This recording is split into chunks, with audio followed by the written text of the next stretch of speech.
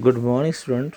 Today we start from the next topic, P block elements regarding BCl3 or BF3 act as lead acid. तो यहाँ पे question आता है कि lead acid कौन काम कर रहा है। तो मुझे पता है कि BF3 is a very week lead acid because, तो मैं डायग्रामेटिकली दिखाता हूँ आपको समझाने के लिए कि कैसे क्या हुआ है। ये जो क्रॉस लगे हुए हैं बने हुए पहले से हैं, तो आपने फॉलो करना है कैसे क्या बनता है और क्या चीज़ होता है। ओके, तो यहाँ पे आपको ध्यान रखना है कि कैसे क्या हुआ है। ओके बेटा, तो यहाँ पे आपको समझा रखा है कि यहाँ पे BCl3 का आपको स्ट्रक्चर दिखा रखा है। BCl3 के सब जब NH3 ने अप्रोच किया तो NH3 easily donate its lone pair to the B because its size is smaller, it can accept only 2 electron करके बना के एक्सेप्ट कर लिया। ओके, मगर यही केस BF3 का होता। F donate its lone pair to the boron by the back bonding forming P pi P pi. I think it is not taught in this lecture. I will taught in next lecture. तो आपने ध्यान रखना है कि BF3 नहीं कर पाता ऐसा, BCl3 करता है, BBr3 करता है, BI3 करता है, मगर BF3 कभी भी नहीं करता because in BF3 F donate its electron to the boron by the back bonding forming P pi bond. Okay, इसलिए आपने रखना BF3 is a very weak Lewis acid, मगर BCl3 लूस एसिड वीक नहीं है। ओके, नेक्स्ट आपको topic दिया discuss कर दिया। यहाँ पे दिया reaction, reactivity of elements belongs to 13 group. जैसे मैंने रिएक्शन 13 ग्रुप की दी है वैसे ही रिएक्शन 14 ग्रुप की भी होती है बेटा, but it is only a matter of thinking only that. जब रिएक्शन की देखा उसमें O2 से किया, N2 से किया, KOH से किया, X2 से किया, H2 से किया, according to their valency they get attached। मान लो Cl की वैलेंसी 1 है और B की वैलेंसी 3 है, cross multiply, answer will be BCl3।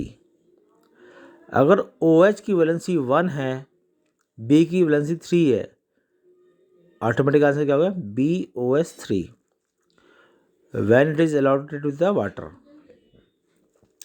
NO3 की वैलेंसी 1 है और B की वैलेंसी 3 है तो BNO3 थ्राइस। तो ये रिएक्शन जो होती हैं अकॉर्डिंग टू वैलेंसी ही होती हैं।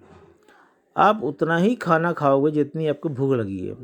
Similarly each element will gain और lose electron according to their capacity, जितनी उनकी क्वालिटी में दिया गया। ओके बेटा, नेक्स्ट लिखने के बाद हम फॉलो करते हैं, नेक्स्ट रूल को फॉलो करते हैं। ये यहाँ पे आपको मेंशन देगा BF3 एक्ट एज वीक, जो मैंने आपको टॉप बताया था। तो रीज़न यहाँ दे रखा है, देखो ध्यान से और ध्यान से पढ़ो।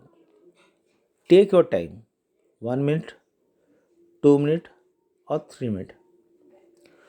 तो F का साइज छोटा होता है, lone pair are closely to the boron.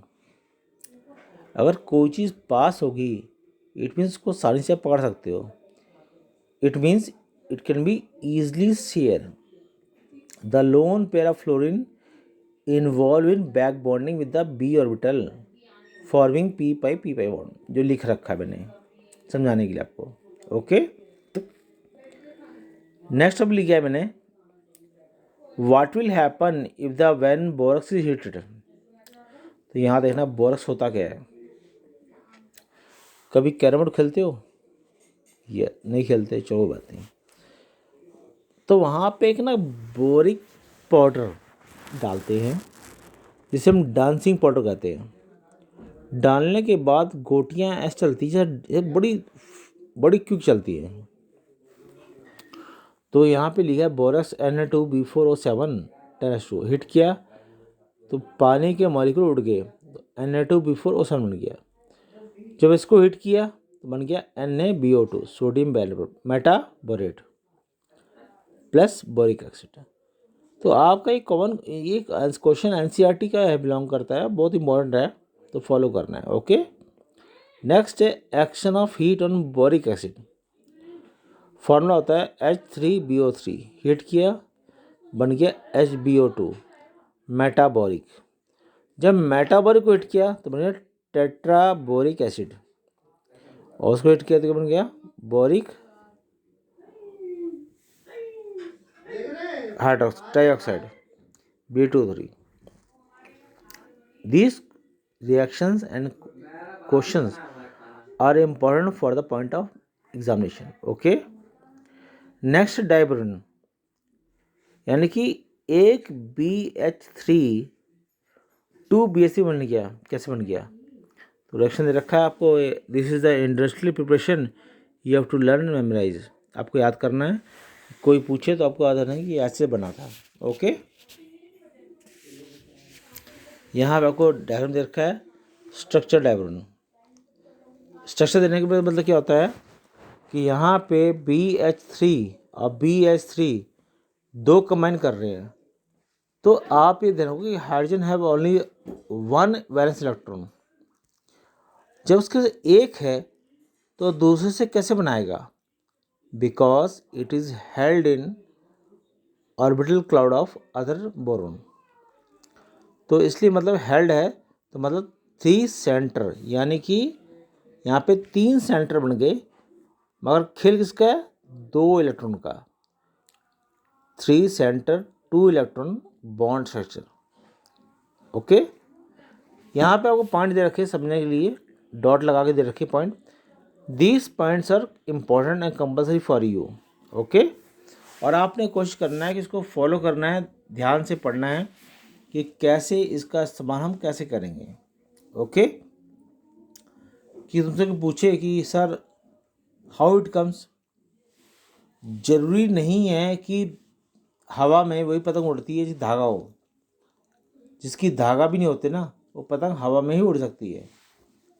तो यहाँ पे 3 सेंटर 2 इलेक्ट्रॉन डॉट्स के बोलते हैं डाइब्रोन को। ठीक है, और जो प्रॉपर्टीज दे रखी है डॉट लगा के, वो आपने मेमोराइज करनी है और रिमेंबर करना है for the board examination. Board नहीं कह सकते, मतलब for the December examination. Okay, take care. I think you will go through the point and understand. Thank you and have a nice day. Okay.